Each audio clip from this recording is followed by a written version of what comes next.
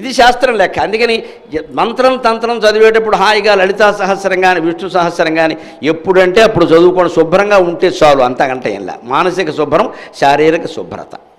మడ్డి గుడ్డలతో కూర్చుని మనం కూడా చదవలేం కదా, చదవమంటే మాత్రం ఎలా చదువుతాం.